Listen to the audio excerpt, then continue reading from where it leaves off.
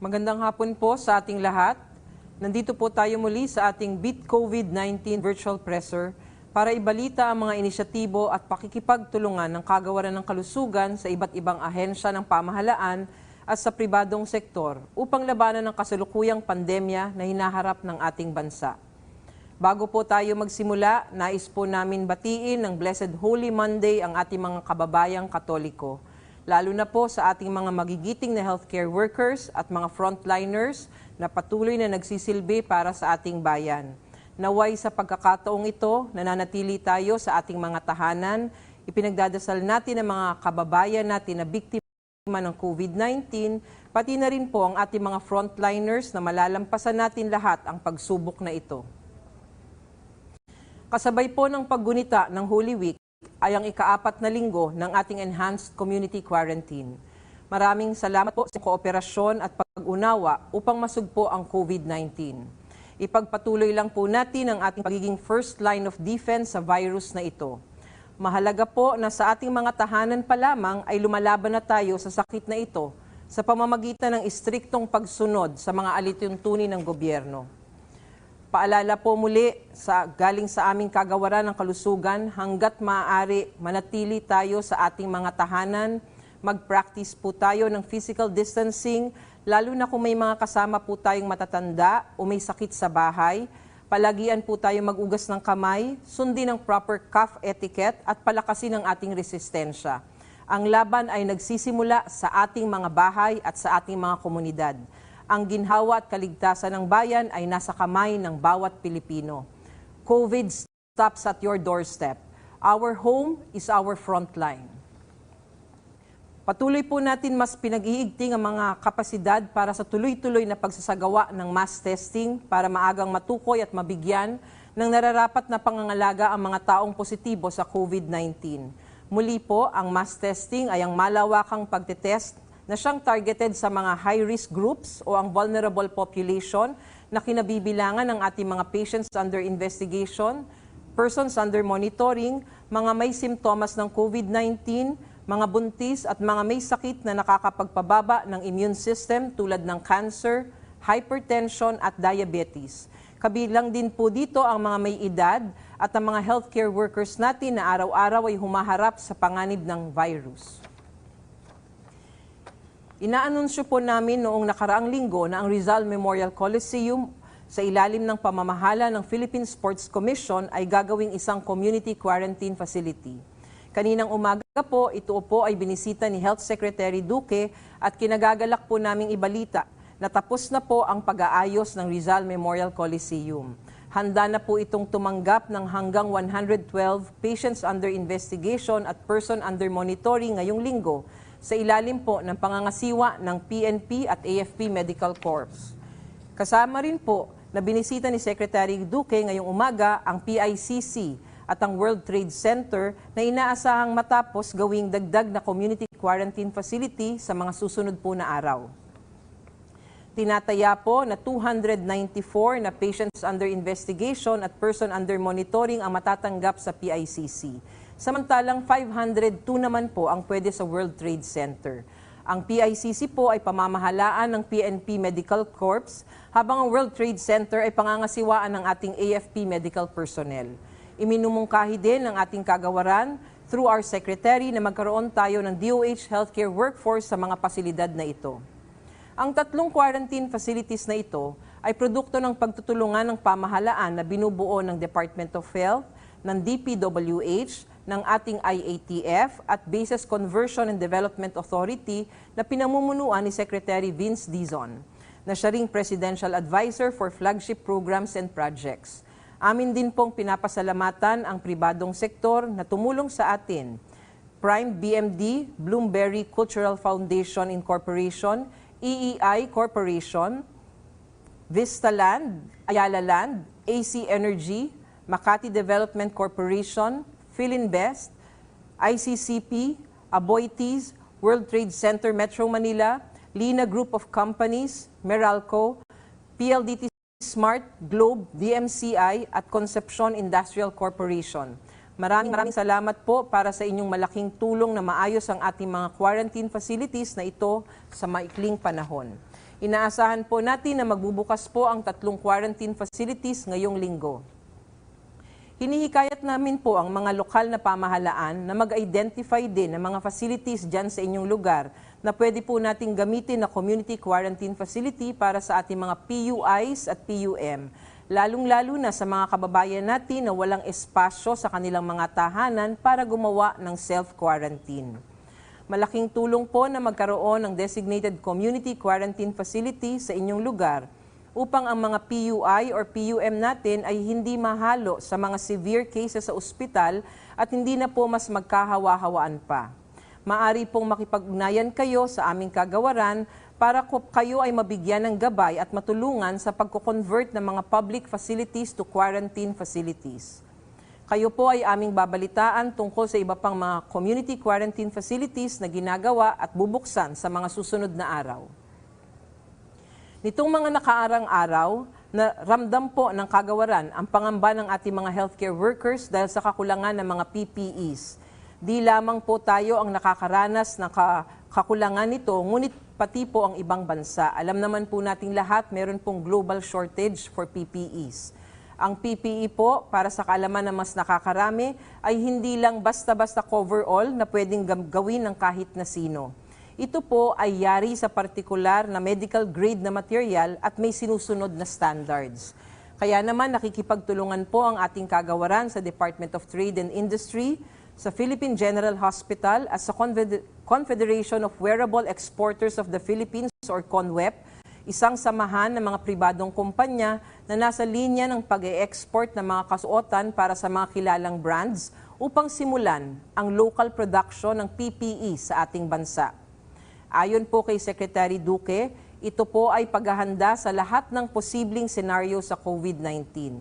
Ayon po sa kanya, sa gitna ng pandaigdigang kakulangan sa PPE, ang IATF sa pamamagitan ng DTI at ng DOH at sa pakikipagtulungan sa PGH at CONWEP ay inatasan ng ating local garment and textile industry na simulan na ang malawakang paggawa ng PPEs para sa ating mga healthcare workers upang mas masiguro na agaran nating matutugunan ang pangangailangan sa ating bansa.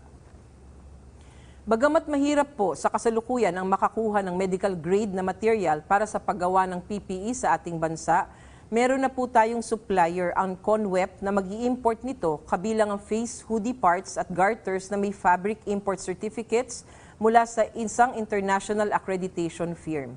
Ibig pong sabihin, itong mga material na kanilang i-import ay pumasa na sa international standards. Sisimulan po ang pag-import sa April 9 at magsisimula po agad ang produksyon matapos ang Semana Santa. Napakagandang palita po nito para sa ating lahat at nagtutulong-tulungan tayo kahit mula sa iba't ibang sektor. Ito ay patunay na kaya natin mga Pilipino na isantabi ang ating pagkakaiba at magkaisa para sa iisang layunin, ang sugpuin ang tunay nating kalaban, ang COVID-19. Para naman po sa ating mga frontline public health workers, isang magandang balita po para sa kanila. Inaprubahan na po ngayong araw ni Pangulong Rodrigo Duterte ang Administrative Order No. 28 na naglalayong bigyan ng COVID-19 Special Risk Allowance ang frontline public health workers na exposed sa health risk at physical hardships sa pagtugon sa COVID-19 cases. Katumbas sa hanggang 25% ng kanilang isang buwang sahod ang ibibigay sa kanila. Ayon sa nasabing administrative order, tatanggap ang mga health workers ng special risk allowance anuman ang status ng kanilang employment. Regular, contractual, casual, part-time, contract of service, or job order. Maging ang mga barangay health workers na naka-assign sa mga ospital o anumang health facilities. Para sa ating case updates ngayong April 6, 2020, ang bilang ng mga COVID-19 sa bansa ngayong Lunes, as of 4 p.m., meron na po tayong 414 na naitalang bagong kaso ng COVID-19 positive patients. Ang total po ng COVID-19 positive cases natin sa bansa ay 3,660. 9 na pasyente po ang naitalang recovery sa araw na ito. Ang total recovered patients po natin ay nasa 73 na. Subalit 11 naman po sa ating mga kababayan ang naitalang pumanaw dahil sa COVID-19. Ang total number of deaths ay 163. Sa ngalan po ng DOH, kami po ay nakikiramay sa mga pamilya at kaibigan na naulila dahil sa COVID-19. Para po sa mga nakakaramdam ng simptomas o may iba pang katanungan tungkol sa COVID-19, pwede po kayong tumawag sa hotline ng Philippine General Hospital para makipag-usap sa ating healthcare professionals. Tumawag lamang po kayo sa kanilang 24/7 hotlines na 155-200. Ulitin ko po, 155-200. Ulitin po natin ito at tandaan, ito po ang telemedicine hotline ng PGH. Maari din po ninyong hanapin ang Ask Force Facebook page na pinangangasiwaan naman ng ating Lung Center of the Philippines. Babalik po kami makalipas ang ilang minuto para sagutin ang mga katanungan galing sa social media at ating mga media partners. Galing po kay Caroline C. Francisco ng Facebook, regarding dun sa directive that Philippines will cover all COVID patients, kasama ba doon ang hindi po members ng PhilHealth? So ito pong tanong na ito, Caroline, oo, covered po lahat, no? Kahit ang mga hindi nakapagparehistro sa PhilHealth ay bibigyan ng coverage ng PhilHealth sa ngayong may krisis tayo. Alinsunod sa implementing rules and regulations ng Universal Healthcare Law, lahat po ng mga Pilipino ay included or enrolled po sa National Health Insurance Program.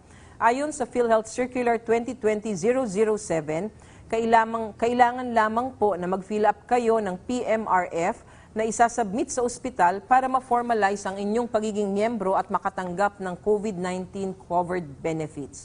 So ulitin ko po, dahil po dun sa ating Universal Healthcare Law, lahat po tayo, mga Pilipino, ay deemed registered sa PhilHealth. Kailangan lang po natin mag-submit ng form sa PhilHealth para marehistro po kayo at maitala ang inyong pamilya o ang inyong mga pangalan. Galing po kay Jello ng Facebook, there's a hospital in Manila charging its patients for PPEs. Is this allowed? The donations are also being held and stored by the hospitals but not given to frontline healthcare workers. Nurses not given hazard pay and they are using raincoats and makeshift PPEs instead. How can this be addressed? Kung ang mga PPE po ay nagmula sa ating pamahalaan o di kaya ito ay donasyon, bayad na po ang mga ito at hindi na dapat singilin ng opisyal ang pasyente sa paggamit nito. Nabayaran na po ito ng gobyerno o naibigay na po sa kanila ito through our donation. So hindi dapat po sila naniningil. Babayaran lang po ng pasyente ang PPE kung ang ospital mismo ang gumastos dito. Nais din po naming bigyan diin na ang mga PPE ay dapat ipamahagi sa ating mga frontline healthcare workers sa lalong madaling panahon matapos ang pag-iimbentaryo o ang pagtanggap ng mga ito mula sa ating mga deliveries. Sila po ang dapat natin i-prioritize. Kaya po tayo nagbibigay ng kaukulang PPE sa ating mga health facilities ay sa kadahilanan na gusto natin maproteksyonan ang ating frontline healthcare workers. Atin din pong pinapaalalahanan ng mga ospital sa pagbibigay ng angkop na hazard pay, lalong-lalo na ngayon po sa mga oras na ito at sa panahon na ito na meron tayong ganitong kalagayan sa ating bansa. Maaari lang pong bigyan po natin nararapat na incentive ang ating mga healthcare workers at bigyan nyo na maayos na working conditions para naman po sila ay maalagaan at matugunan ang kanilang mga pangangailangan. Maaari po kayong tumawag sa DOH COVID-19 Emergency Hotlines 02894-COVID, 02894-26843. Yung COVID po, ang katumbas ay 26843. Mamaya po, ipa-flash natin sa ating screen ito pong mga numero na ito o kaya tumawag sa 1555 upang i-report ang mga ospital at iba pang healthcare facilities na lumalabag sa mga patakarang ito. Galing po kay Sheila Crisostomo from the Philippine Star, what are the initial assessments or impressions of the Chinese experts on the way we deal with COVID-19? What did they do on their first day here? Don't they need to undergo quarantine? Kararating lang lamang po ng 12 Chinese medical experts sa ating bansa kahapon. Sila po ay inaasahang mag-ikot sa ating mga ospital at sa ating mga quarantine facilities sa mga susunod na araw. Mananalagi po sila dito sa ating bansa hanggang April 19. Sila po tinest gamit ng RT-PCR test sa kanilang bansa at nagresulta po ng negatibo bago po sila pumunta rito. Asahan nyo po na maglalabas ang ating kagawaran ng ulat tungkol sa kanilang assessments kapag ito po ay natanggap na namin. Galing kay Joe Vicky ng Philippine Daily Inquirer, can the DOH please discuss the scientific basis behind the IATF's decision whether to lift or extend the ECQ? How can we prevent a second wave of infection? So tinatanong po ni Jovic galing sa Philippine Daily Inquirer kung paano daw po natin bibigyan ng rekomendasyon ng ating IATF kung sakasakaling i-extend ba natin itong enhanced community quarantine o tatanggalin na po natin ito. Kagaya po ng nabalita ng mga nakaarang araw, ang mga factors na magiging basihan natin kung ipagpapatuloy o tatapusin natin ang enhanced community quarantine ay ang mga sumusunod. Unang-una, napaka-importante po yung trend po ng mga numero. Ibig sabihin, titignan natin ang pagdami o titignan natin kung sakali, kung mababawasan ang mga kaso sa mga susunod na araw. Pangalawa po, kailangan natin tignan ang kapasidad ng ating healthcare system para labanan ng COVID-19. Kapag sinabi po natin kapasidad ng healthcare system, tinitignan po natin ang laboratory capacity, tinitignan po natin ang kapasidad natin para mag-manage ng ating mga COVID-19, katulad ng ating mga ospital, katulad ng ating mga community quarantine facilities. So ito pong dalawang to ay napaka-importante. Kailangan po na maging basihan at makita natin kung ano po ang nangyayari sa numero, pagdami ba o pagbawas, at kung ang ating healthcare system ay appropriately managed na po ng ating mga kaso for COVID-19. Ibig sabihin, lumalakas at nagiging mas handa ang ating healthcare system para masabi natin kung i-extend pa natin o di kaya ay tatapusin na natin ang enhanced community quarantine. Maliban dun po, ang ibang sektor naman ay tumitingin din sa mga basis katulad ng social factors, economic factors, and of course, security factors. Kailangan po itong lahat ng ito ay mapag-aralang mabuti, mabalanse, para po ang ating magiging rekomendasyon sa ating IATF ay magiging angkop. Titignan po ng kagawaran ang bilis ng pagdami ng bagong kaso, lalo na't nagpapatuloy ang ating pagpapaigting ng testing capacity. Inaaral din natin kung ano ang kapasidad ng mga facilities natin at laboratorio. Kung mas mabagal ang pagdami ng kaso at kung maging mas handa ang ating healthcare system, magandang senyalis po ito para masabi natin kung tatapusin natin ang enhanced community quarantine. Ngunit upang hindi magkaroon ng second wave o yung sinasabi nilang surge pagkatapos ng paglilift ng enhanced community quarantine na naging eksperyensya ng ibang bansa, dapat ipatuloy lang po natin ang pagsunod sa ating mga ginagawang stringent measures katulad ng physical distancing, cough etiquette, palagi ang pag-ugas ng kamay at ang avoidance or ang hindi pagpayag sa mga mass gatherings. Pangalawang question ni Joe Vicky, to help restart the economy, will the DOH allow the mass use of rapid test kits that measures a person's IgG? Will the DOH revise its guidelines that prohibit mass use of the rapid test kit? Tinatanong po ni Joe Vicky, para daw po matulungan ng ating ekonomiya kung gagamitin na daw po natin itong mga rapid test kits natin na nandito sa ating market ngayon, dito sa Pilipinas. Ito pong mga rapid test kits na ito po yung sinasabi natin na nakakapag-detect ng mga antibodies sa ating katawan. Hindi po siya nagsasabi kung kayo ay may virus ng COVID-19. Ang sinasabi po nito ay kung meron kayong antibody o mga panlaban sa sakit sa inyong katawan dito po sa COVID-19. Linawin lang po natin uli, ang ibig pong sabihin ng ating mass testing ay pagtetest ng mga individual na at risk na magkaroon ng COVID-19, kagaya ng mga close contacts ng isang pasyente na positibo o di kaya ang ating mga healthcare workers na nag-alaga ng mga COVID-19 patients. Naging mass po ito o pangmaramihan dahil sinama na natin ngayon sa testing ang mga merong mild symptoms at pati na ring walang simptomas, ngunit kasali sila sa high-risk population natin sa pagkakaroon ng COVID-19. Ang PCR tests pa rin ang ating basihan para makapag-diagnose at makapagtala ng recovery dahil dito sa COVID-19. Hindi po recommended na gamitin ang rapid test kit upang maging basihan na ating mga sumusunod na gagawing hakbang laban sa COVID-19. Pinapaalala din po namin na ang PCR test man yan o rapid test, kailangang health professional pa rin ang gumagawa at mag-i-interpret ng mga resulta at sa mga health facilities din po lamang ito pwedeng isagawa. Galing po kay Lay Alvis ng GMA, bakit kaunti pa lang ang gumagaling sa mahigit 3,000 confirmed cases at mas madami ang namamatay? Kasama ba sa bilang ng recovery yung mga wala sa ospital? Ano po ang update sa curve natin? Bumababa na po ba ito? Katulad po ng sinabi namin kahapon, meron pong iba't ibang factors kung bakit mas mataas ang bilang ng mga namamatay kumpara sa mga gumagaling sa COVID-19. Unang-una, kakasimula pa lang natin mag-conduct ng expanded testing. Kaya nga ang naitala lamang natin na bilang ng mga recoveries ay ang mga positibo sa COVID-19. Ibig sabihin, posible po na may mga mild cases or asymptomatic cases na hindi natin naitatala at higit na mas maraming tao na pala ang gumaling mula sa COVID-19. Ikalawa, matagal po ang proseso ng pag-recover ng isang pasyente na positibo sa COVID-19.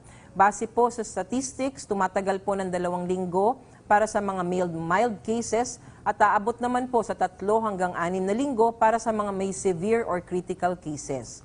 Base po sa trend na nakita natin itong nakaraang linggo, hindi pa natin masasabi kung bumababa na ang curve o ang bilang ng mga kaso ng COVID-19 sa ating bansa. Maaga pa ho para makapagsabi tayo kung ito'y bumababa na o patuloy na tumataas. Kailangan pa ho natin na mas masusing pag-aaral para makapagsabi tayo kung talagang ang mga kaso ay nandun na sa trend na pababa na po o nandun pa rin sa trend na tumataas. Magbibigay po impormasyon ang ating kagawaran kapag nabuo na po natin ang ating pag-aaral.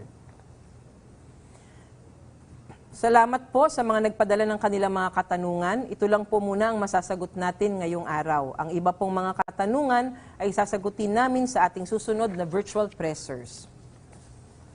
Patuloy pa rin po ang ating laban para siguraduhin ang kaligtasan at kalusugan ng bawat Pilipino. Manalig po tayo na sa ating pagtutulungan, atin pong malalagpasan ang sitwasyong ito. Nakadepende po ang ating kaligtasan sa ating lahat. Tayo po ang frontliners sa laban na ito. Ang health system po ay ang ating second line of defense na sasalo sa atin pag nagkaroon tayo ng COVID-19. Kaya't inaanyayahan po namin kayong lahat. Tayo po ay magtulungan sa pagsugpo ng COVID-19. Kami po sa kagawaran ay nananawagan na ugaliin laging mag-fact check, tumingin tayo sa verified at legitimate sources at siguraduhin tama ang impormasyon bago to i-share. Tandaan po natin, buhay at kaligtasan na nakasalalay sa bawat click or share natin sa social media. Kung kaya't dapat mas maging maingat tayo sa pagpapakalat ng impormasyon. Labanan natin ang chismis at fake news gamit ang makatotohanan at sayantipikong impormasyon. Para po sa karagdagan at tiyak na impormasyon at mga updates, pumunta lamang po sa Facebook page ng DOH o di kaya sa DOH Viber Community at subaybayan po ang ating Beat COVID-19 Virtual Presser tuwing hapon. Gayun din po, maaari niyong hanapin ang Healthy Filipinas sa Facebook para sa iba pang impormasyon. I-search po lamang ang DOH Healthy Pilipinas. Nananawagan po kami uli sa inyong lahat, ating tandaan, COVID stops at your doorstep. Home is the front line. Bago po tayo magtapos, binabati naman po natin ngayong araw na to ang mga nakarecover sa COVID-19. Kayo po ang nagbibigay lakas ng loob sa aming lahat sa laban na ito sa COVID-19. Mag-ingat po tayong lahat.